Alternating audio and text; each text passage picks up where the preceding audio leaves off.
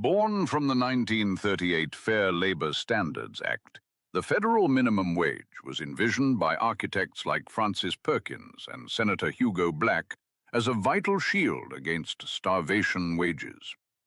What began as a 25-cent per hour promise to protect the health and well-being of the American workforce has, decades later, hit a historic and controversial standstill. Since 2009, the national pay floor has remained frozen at $7.25 per hour, marking the longest period of stagnation in its history and setting the stage for a modern ideological tug-of-war over the value of labor. The current landscape is defined by a fierce legislative battle, pitting ambitious new proposals against entrenched economic fears. While advocates like Senator Bernie Sanders and Representative Bobby Scott push for a $17 per hour standard by 2030, other radical measures seek to tie wages to poverty thresholds, potentially reaching over $26. This drive for a living wage faces stiff opposition from business coalitions who warn of shuttered storefronts and rising consumer costs.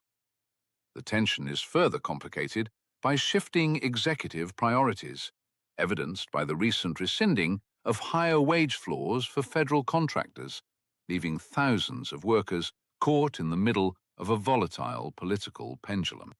As of April 2026, despite a flurry of bills like the Give America a Raise Act, the federal minimum wage remains anchored in the past, unable to clear the hurdles of a divided Congress.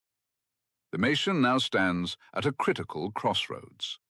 Will the legislative deadlock finally break to reflect modern economic realities? Or will the federal floor remain a static relic while the cost of living continues its relentless climb? The resolution of this enduring conflict will not only define the financial fate of millions, but also determine if the original promise of the New Deal can survive in a new century.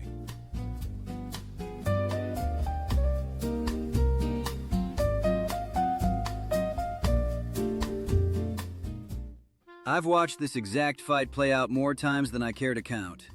Different fighters, same bruises after. Both sides swear they've got it figured out, but they never do. Welcome to The Friction Point, broadcasting live from Myrtle Beach, South Carolina. Tonight's question is as basic and as mean as they come. Is the minimum wage a real tool to fight poverty? Or are we handing people a pocket knife and calling it a sword? Joining me tonight are Sam, a veteran political strategist who'll tell you how this fight plays out before the first punch lands. Eris, a free market economist who believes the laws of supply and demand don't negotiate. Maya, a social policy strategist keeping this debate tethered to the people actually living it. Luna, a digital activist who thinks the entire wage model needs to be scrapped and rebuilt from the ground up. And Cypher, an independent analyst who wants to know whose hand is on the lever before he trusts any of this. Right here in Myrtle Beach, thousands of workers run the hotels, the restaurants, the shops all along the strip. And most of them earn within $1 or $2 of the state minimum. Tonight we want to know whether that floor is holding people up or holding them back. Let's build our cases. Eris, you're up first. A price floor on wages is the same as a price floor on anything else. You set it above what the market will bear. You get more people looking for work than there are jobs available. Some of those people would have had work without the floor. Now they don't. The logic is simple. Make something more expensive and people buy less of it. You can argue about the size of the effect all night. You can't argue away the mechanism. The mechanism works both ways. Without a floor, the bottom of the labor market doesn't correct itself. It falls further. Not in a textbook, in real life. The federal minimum hasn't moved in 15 years. Try paying rent in this town on $7.25 an hour. That floor isn't set above the market rate here. It's set below what it costs to survive. Without it, the bottom doesn't hold. It just drops. Here's what I know about this fight. The minimum wage is a lever, and every politician in both parties knows exactly what it does when you pull it. The crowd cheers, the headline writes itself. And meanwhile, the guy running the carousel down the boardwalk is doing math at 2 in the morning. He figures out he can run the ride with 2 workers instead of 3, or cut everyone to 25 hours, or raise the price of a token and see who walks away. The workers who kept their jobs got a raise. The ones who didn't make the cut don't show up in the speech. I've seen this ride run before. The view from the front doesn't match the view from the back. Can we please stop treating this like it's still 1975? The debate you're all framing, raise the floor or don't, is real, but it's the last generation's fight. A third of the workforce now does some form of gig or platform work. Those workers don't have a floor. They're classified as contractors. The height restriction on the old ride doesn't matter if half the workforce can't even get in line for it. We're arguing over the rules of a game the economy already started walking away from. Okay, before we build our cases, one question. Who actually wrote the last major minimum wage bill that moved in Congress? Not the sponsors. I want to know who drafted the language and who put the specific number on the page. Because here's what I know. The biggest companies in the country can absorb a wage hike without blinking. They raise prices 50 cents. Nobody cancels their reservation. The ones who can't absorb it are the small operators, the family running the lunch counter on Kings Highway. So when the big money goes quiet in this debate, I start paying very close attention. Because when they go quiet, it usually means they've already done their due diligence. Eris, you said the mechanism is clear. Give me something concrete. What does it look like when that mechanism actually breaks something? San Jose, 2013. The city raised the floor to $10. Fast food employment dropped measurably in the following year, while employment in surrounding areas held steady. Restaurant owners cut shifts, moved workers from full-time to part-time, and brought in self-order kiosks faster than they'd planned. The jobs didn't vanish overnight. They shrank. The worker who kept the job earned more per hour. The one cut to 28 hours took home less. That's not a prediction. It's what the data shows happened. Maya, is Eris describing a real pattern or a worst-case story? He's describing one study, in one city, in 1 year, and using it to describe an entire country. The weight of the research, dozens of studies and multiple methods, shows that moderate, phased increases produce wage gains that outpace job losses in most markets. The CBO estimated a $15 federal floor would lift roughly 900,000 people out of poverty. Yes, it also projected job losses at the margin, but Aris holds that second number up in the air. He quietly puts the first one down. That's incorrect. I hold both numbers up. And I also note that the people who lose jobs aren't in the 900,000 total. They're subtracted from it. Oh, come on, Aris. Nobody said they weren't real. Cypher, you raised the question of who benefits. But, Sam, who actually wins if and when the floor does move? Well, if the hike is modest and phased, the big players absorb it, and the small operators sweat. If it's sharp and fast, the small operators fold, and the big players pick up the market share they left behind. That's not a conspiracy. That's just how competitive pressure works. The level and the timeline matter more than the principle. Nobody in the political fight wants to slow down long enough to say that out loud. And who decides the level and the timeline? It's the people in the room when the bill gets drafted. Which brings me back to my original question, which still hasn't been answered. Because the answer to who lobbied for a higher floor doesn't cancel the outcome for the worker who got the raise. The motive of the messenger doesn't wipe out the benefit to the recipient. Unless the benefit has side effects the messenger didn't put on the label. I want to pull this back down to something you can actually see. The person working minimum wage in this town right now has one question. Can I pay rent? At $7.25, the answer is no. At $12, the answer is maybe. At $15, probably yes if hours don't get trimmed. That's the whole debate, reduced to a single line. And the person whose hours got trimmed is also on that line. You have to be sure to count them, too. I'm not saying they aren't there. I'm saying the ratio favors the raise. And the people who argue hardest against it are usually not the ones standing on that line. Based on which studies? Based on the majority of peer-reviewed research. Based on research in markets that don't look anything like a seasonal coastal economy. Or a rural county. Or a manufacturing town. Or anywhere that isn't your preferred counterexample. Sam, straight question.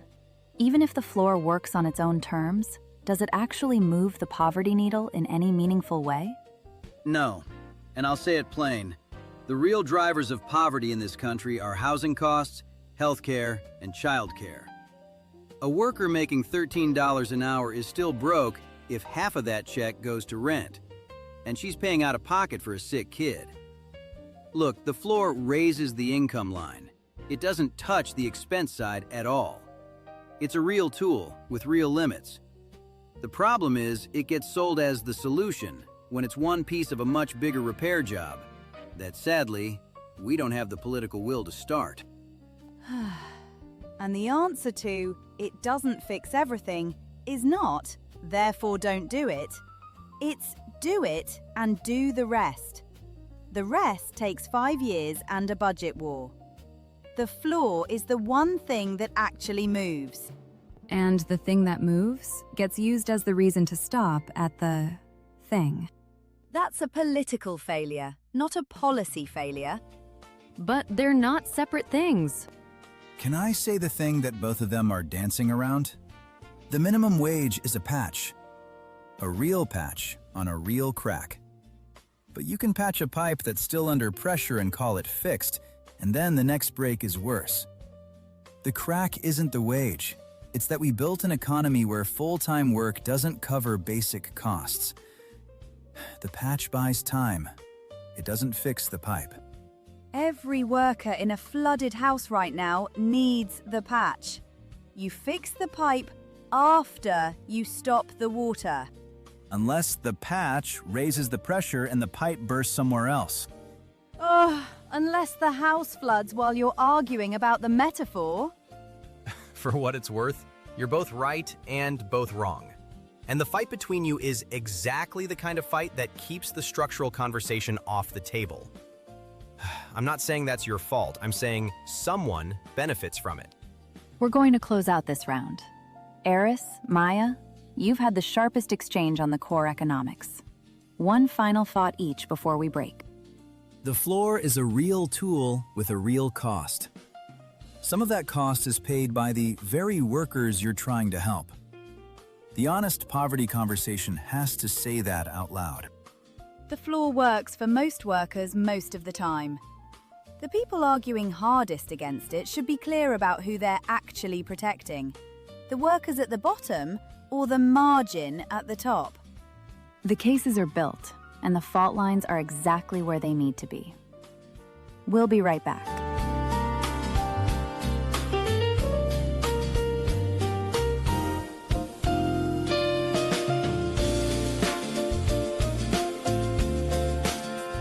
Welcome back. Here's where we stand. One side says the floor lifts people up, and the weight of evidence is with them. The other says it creates real losers who don't show up in the headline. And every single panelist agrees it isn't the complete fix, which raises the only question worth asking. Is incomplete still worth the fight? Sam put his finger on it when he talked about the carousel operator doing math at 2 a.m. The ride that looks fine from the front and quietly breaks the operator in the back. The real question tonight isn't whether to put up the sign.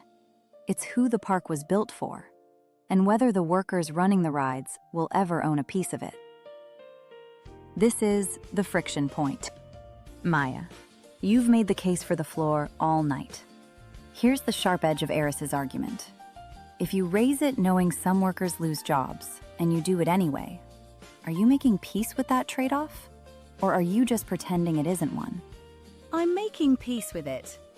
Some workers at the very margin lose hours or positions. That's a real cost, and I won't dress it up. But the research is clear that the gain outweighs the loss in most markets most of the time. You make the best call with the tools you've got. You don't refuse to run the ride because one person might trip getting on. Most markets, most of the time, is doing a lot of work in that sentence. In a thin margin, seasonal economy like this one, those margins are real businesses. Real people who put their savings into something and lose it when the math stops adding up. You can't net that out against a policy average. They adapt. Every major market that's raised the floor has... Not every market. Let me finish. Every major market that's raised the floor has seen wages go up and employment hold near pre-hike levels. The collapse that gets predicted every single time doesn't show up. Because you look at the aggregate and skip right past the margin. The sector-level data tells a different story, and you've read the same papers I have. The sector data is mixed, and you are pulling the worst cuts to make the general case. I'm not pulling worst cuts. I'm naming the people you're writing off as acceptable losses. I am not writing anyone off. You just said you're making peace with the trade-off. You're both right. That's the whole problem. The aggregate holds, the margins hurt, and nobody in this fight is willing to design for both at the same time. Regional carve-outs, transition support for small operators, that's a harder sell than a number on a sign. But it's the only version of this policy that doesn't leave someone on the floor. Luna just said something useful. Note the time. I'd appreciate it if you could stop sounding shocked every time that happens. I was agreeing with you. Not with that face you weren't. Cypher, you've been sitting on something. Let's hear it. Okay, look. Here's the piece nobody wants to say.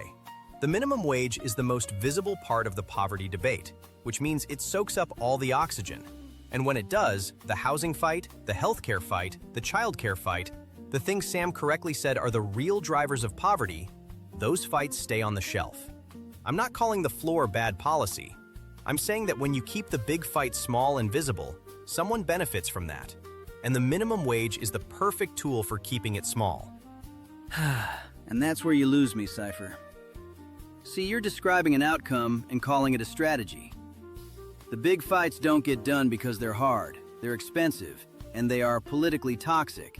It's not because someone managed the debate. Give institutional incompetence some credit before you hand it to cunning. What's the difference when the result is the same? Good question. The difference is the fix. If it's incompetence, better politics get you there. If it's design, you're in a different kind of war entirely. Getting that difference wrong wastes real time and real people. What if the incompetence is useful enough that nobody bothers to fix it? Then you're describing a failing state, not a wage policy problem. I'm describing the country we live in right now. And I've been living in it longer than you. Yes, it's slow and bent and serving the wrong people, but that's not the same as broken. That's fixable. Slower than you'd like, but fixable. Slower than I'd like. Fine if you're watching. If you're the one waiting, slow is your whole life. Luna, you've been burning down every argument on this panel all night. Tell me what the right fight actually looks like. Not what's wrong with everyone else. What's the play? Portable benefits tied to the worker, not the job. Platform-based compensation floors enforced at the network level, not the employer level. A base income structure that doesn't depend on how your employer classifies you. The minimum wage debate is a fight about the terms of employment. The real fight is about whether employment is still the right frame for how we organize work and pay at all. Who passes that? What Congress? What timeline? You always ask that as the reason not to think bigger. I ask it because it turns a good idea into an actual policy instead of a speech. And you've been asking it so long that realistic just means whatever's already been tried and fell short. What I call realistic, you call defeatist. You know what I call it when someone promises a full rebuild and delivers nothing? Same failure. The workers at 725 either way. The workers at 725 because people like you kept settling for the increment. The workers at 725 because comprehensive reform has never made it through cloture, and the increment kept her from falling to $6. 40 years of that logic, and here we are. To finish my point, 40 years of burn it all down has moved the real floor exactly how much? We're not done yet. Eris, in this town specifically, you've got big resort chains on one end and family operations on the other. Does a flat floor make any sense when the operators are that different? No. A flat floor is a blunt tool in a market with this kind of spread. The Marriott on the Strip absorbs $15 without touching a single budget line. The family running a 10-room motel on the 17 bypass is on a knife edge. Same floor, completely different outcomes. The right design is tiered. Big employers, small employers, regional cost of living built in. But that's complicated to pass, so we pick a number, apply it everywhere, and argue about the casualties afterward. The tiered approach sounds clean until you watch employers reclassify every worker they can as a contractor to duck under the threshold. Complexity creates the loophole. A clean floor is harder to game.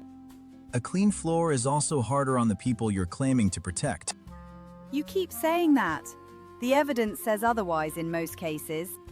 In the median case. The margin cases are still real people. Every policy has margin cases. You can't let the tail wag the dog on every decision. When the tail is a family who put their savings into a ride and get put out of business by a policy that wasn't built with them in mind, it's not a tail, it's a person. And so is the worker who gets the raise. I never disputed that. Then stop framing the only real harm in this debate as the one on the employer side. Cypher. Eris made the small business case. You made the same case in the arguments round. If you're a small operator in this town right now, are you protected by this policy or sacrificed by it? Sacrificed. Not by design necessarily, but the effect is identical. A $15 floor is manageable for the chain operator and hard for the independent. The chain gets a PR win for being a fair wage employer. The independent cuts staff, raises prices, or folds. When it folds, the chain picks up the customers. I'm not saying the big companies wrote that outcome into the bill. I'm saying they ran the numbers, saw it coming, and didn't push back. That's consistent with how large companies behave in a competitive market. It's not evidence of intent. It's evidence of rational actors running rational math. The outcome is the same either way, Sam. Intent doesn't matter to the operator who closed. Intent matters for designing the fix. You patch a design flaw. You can't patch a conspiracy. No, but you can stop calling the policy neutral when the effects clearly aren't. Maya, Cypher just said small operators get sacrificed. Is that an acceptable cost? No, and it should be built into the design. Small business credits during the transition period, phased timelines, real support for operations that can't absorb the change in the short run. The answer to "this hurts small operators" is not, therefore don't raise the wage. It's design the transition so you're not shutting down the carousel to save the Ferris wheel. That's the most sensible thing said in this whole segment. Thank you. But the park still needs new management. One fight at a time, Luna. Sam, I want your honest read, not the strategy. Is the minimum wage doing actual harm to some of the people it's supposed to help? Some of them, the ones who lose jobs or get cut to part-time, yes, real harm. The ones who keep their jobs and earn more, real help. Net positive in most markets, real damage at the edges. The problem isn't whether to do it. The problem is that we do it and stop there. The damage at the edges doesn't get fixed because the floor already got the headline, and the headline already declared the job done. So raise it, index it, and keep pushing. Keep pushing for the things that actually move the needle, which the floor doesn't on its own. And there's Sam, agreeing with the outcome while arguing against the urgency. the complete experience. I'm not arguing against the urgency. I'm arguing against treating the floor as the answer when it's one piece of a kit with a lot of missing parts. Cipher. The who benefits question. You've been asking it all night. What's your actual answer? Large employers who gain competitive ground when small operators can't keep up. Politicians who need a headline without a budget war. And anyone who benefits from the structural poverty fight staying on the back shelf. That's not a conspiracy. That's just where the incentives point when you follow the money all the way down the chain. Follow the incentives. That's the whole job. We're at the bell. Luna, Sam, you've had the hardest clash tonight. One sentence each. Make it land.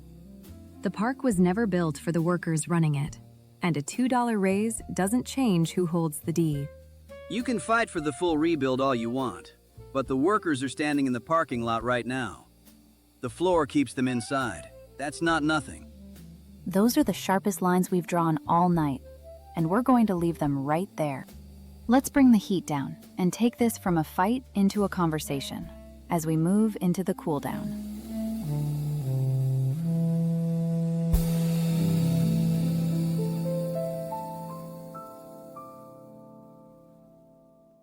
Maya, Luna, you were at the center of that for a long stretch. Past all the tactics.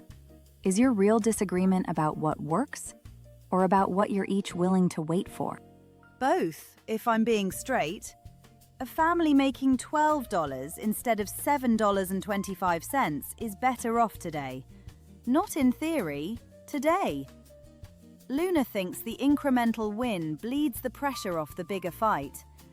I think you can't win the bigger fight without first proving you can win anything at all. We're on different clocks, and the difference is real. That's the honest version of where I am. The clock is the argument. And I'll say this plainly. I don't think Maya is wrong about the tactics in a system that's functioning at the pace it needs to. I think the system isn't moving fast enough for incremental wage gains to outpace the damage on the expense side. Rent, healthcare, childcare. The floor moves up, the ceiling doesn't. The gap between them doesn't close. Does anyone see a bridge between those two clocks? Or is this gap unfixable? The bridge is taking the floor out of the political cycle entirely. Index it to inflation. Give employers a predictable schedule. Take the number off the campaign trail. You stop having this fight every 8 years and let the floor do its job in the background. Not the complete solution, but a much cleaner mechanism than what we've got. That's the right instinct. Every country that's made real, sustained progress on wage floors has done it by removing it from the annual political fight. Independent wage boards, tied to economic metrics. Boring to watch, it works. The problem is, getting there requires a political fight to end all the political fights, and nobody wants to be the one to start it. And then the fight over what the index is tied to, CPI, local cost of living, productivity growth, becomes the new fight. The battlefield moves, the war doesn't end. He's right. But fighting over a formula is a better fight than the one we've been having for 15 years over a number that hasn't moved. I'll take that upgrade every time. So would I.